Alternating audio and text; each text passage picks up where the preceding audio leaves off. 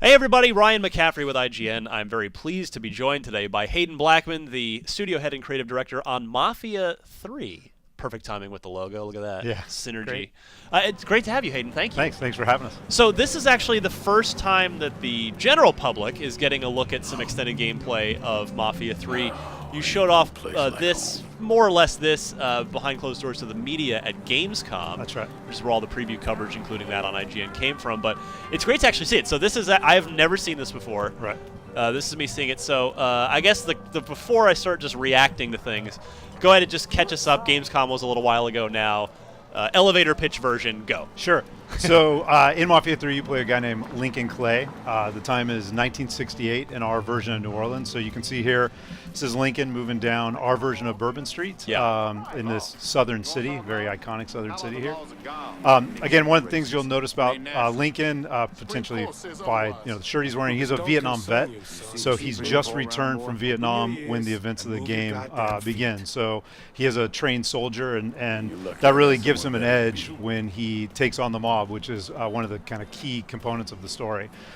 Lincoln's also a criminal. Before he went to Vietnam, he was part of the Black Mob, again in our version of New Orleans. Yeah. When he comes back, he falls back in with the Black Mob, and through the course of the game, they get betrayed by the Italian mob.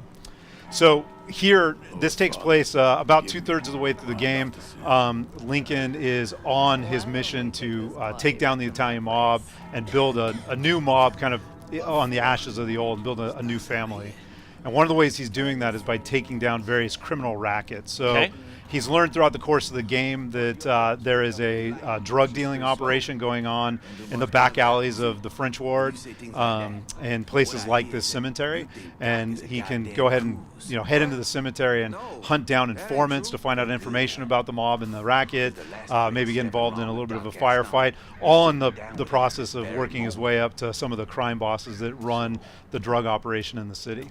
Right. So now I'm a big fan of the series. Illusion Softworks did the first 2 games, and now, but it's been taken in-house here at your studio at Hangar 13, which is a lot of former 2K Marin folks. And what have you sort of tried to keep from the first 2 games, and what sort of have you made a concerted attempt to kind of evolve and update or change? Sure, yeah. So again, we're all very, we're watching all this combat. It's kind of hard to focus. So one of the things you'll notice about Lincoln, I think, right away is that, again, he does move like a soldier. One of our mantras on the team is own the battlefield. So we really want you to feel like you move like a trained soldier, that you can use that training to take on large groups of mobsters. Lefty. Yeah, he can. That's actually one of the things we learned when we were doing research. He's ambidextrous. With some combat vets, and that's one of the first things they learn is to shoot with both hands, so that they never expose themselves out of cover. There's another new mechanic that we have in the game that's new to the franchise, which is what we call drive like a madman. It's a way to interrogate informants. So here we'll throw this guy in the car and drive like a madman. But when we're talking about driving here, this is a good maybe segue into one of the things that we really tried to keep true to Mafia 2. So I think Mafia 2 is known for its really engaging story, and I believe that we have a pretty strong narrative in the game. Again, focusing on this character who's an orphan and a Vietnam vet and trying to find a new family. We also wanted to create a sense of time and place, so hopefully the city feels like our version of New Orleans. And then the driving model is still very much a physics-based driving model, but we did push the boundaries a little bit. We want you to feel like you're a stuntman in a Hollywood action movie. So some of the reactions are a little bit outsized. We'll see a little bit later some a little bit of car combat that we really tried to focus on and make sure that was accessible. The other thing that we tried to do is make sure that everything was integrated. So it's truly an open world game in the sense that you are out exploring the open world and engaging in the criminal ecosystem of this open world. Here's an example of that where I've learned that this drug den through the course of that interrogation is actually hidden underneath this jazz club called the Big Mouth Jazz Club. And this is what we call a public facing hideout. So if I head in here and I get noticed by the patrons because I'm waving a gun around or I'm getting involved in a fight, they might call the cops. There I just kind of got told to move along by the mobster, so I'm going to try and find a back entrance here. I could have gone in guns blazing there, but that would have attracted a lot of attention and the cops. But that's something I could do if I had maybe muscle with me or was better armed. Ooh. No. That might have been an overreaction. Yeah, that's an example of one of our takedowns in the game. So you unlock those as you go throughout the game. But yeah, I mean, I have actually played. Like I said, I've reviewed both the first 2 games, and really, I was a big fan of both, Mafia 2 in particular. But the 2 things that sort of stood out for me on one of the plus sides for Mafia 2 was just the unbelievable art direction, and I'm already seeing that here, like some amazing lighting.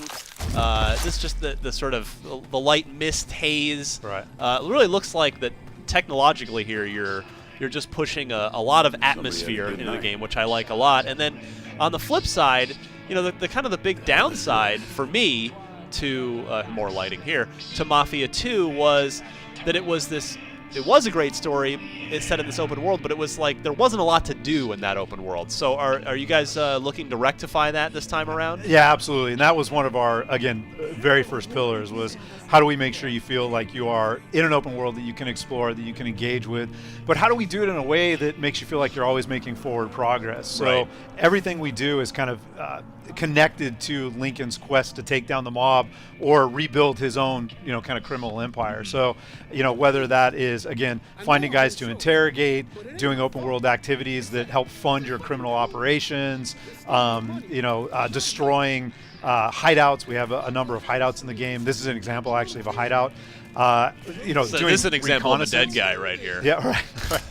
So we do, we are supporting stalking in the game. That's one of the other kind of mandates for us is we want you to be able to approach these hideouts multiple different ways. So whether that's going in guns blazing or being a little bit more stealthy here, ultimately it all kind of culminates in kind of big takedowns. But we want you to have that ability to kind of stalk your way through as well. Oof.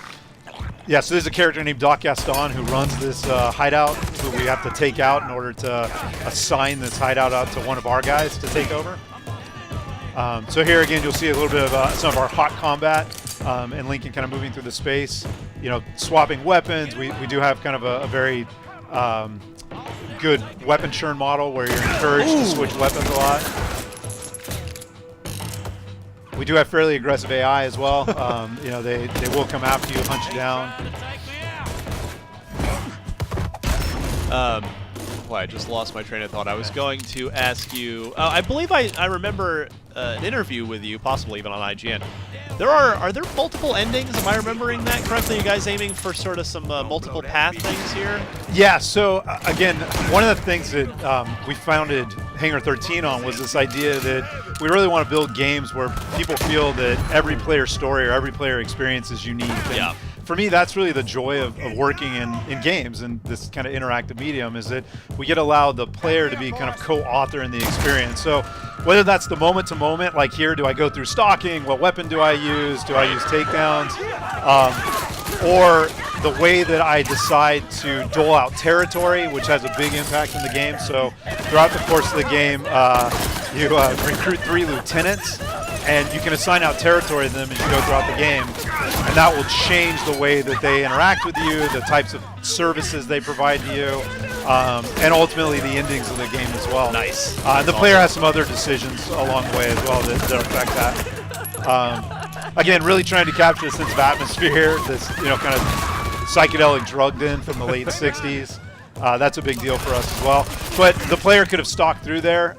We do encourage you to do some reconnaissance as well. So there are multiple entrances that the player could have discovered. You do that. Great. What I'm seeing engine-wise here, super impressive. Which Mafia 2's tech was super impressive. Yeah. Did you guys take Mafia 2 and just build off that tech, or is this an all-new engine here? Yeah, so we did build off of some pieces of the tech from Mafia 2. One of the things that we want to make sure is clear is that we do have a number of folks from Mafia 2 that worked on that game, working on this game. A lot of the artists, for example, when you talk about the great art direction, a lot of that comes from our lead environment artists who worked on Mafia 2. A lot of the engineers worked on Mafia 2 as well. So we do have a lot of pieces from Mafia 2 that we were able to expand upon. And then there was some stuff we had to build net new, just, you know, obviously for current gen. Yeah. This shows how old I am. I called them Illusion Softworks. 2K check, I guess, would be the more modern I'll take that as terminology. But don't fuck this are there up. any sort of? Do you guys address any, you know, any kind of racial sensitivity stuff throughout the game? Because obviously you've got an African American hero and set in a time period and in a place where there were certainly, you know, issues there. Right. Yeah, we do. I mean, we're not shying away from it at all. It is 1968. You are Lincoln's actually mixed race. He's half black, and the other half he's unsure of. But that factors into the story. It factors into the narrative. It factors into the way that the world reacts to you, depending on where you're at. Right. The police system, in particular, you know, will sometimes react to Lincoln based on where he's at in the world. So we're not shying away from it at all. You know. Again, we're not trying to get up on a soapbox or cure racism here, but if we can get people to think about it, I think we'll have done our job. That's great. I mean, more games need to do that. Yeah, you know, and again, some of it's we're trying to be authentic to the time period. Yeah. So here, you know, again, action example of a little bit of combat and car combined there. So we really wanted to make shooting from cars accessible. One of the things we did for this demo, you know, because it was our first kind of unveiling of the game, is we wanted to end with a bang. So you will be able to blow up cars in the game, but it will require things like this, you know, grenade launcher. You will be able to do some of those takedowns that we saw earlier as well, but you know, it's not every car is going to explode when you bump into them. Well, good. I'm glad you've set the expectation. Yeah. No, we're not going to make it. Yeah. That is a great early look at Mafia 3. What's the general ballpark? What are we aiming for here? 2016. Just general 2016. Yeah. We'll be keeping a very close eye on this on IGN. Hayden, thank you very much. Thank you.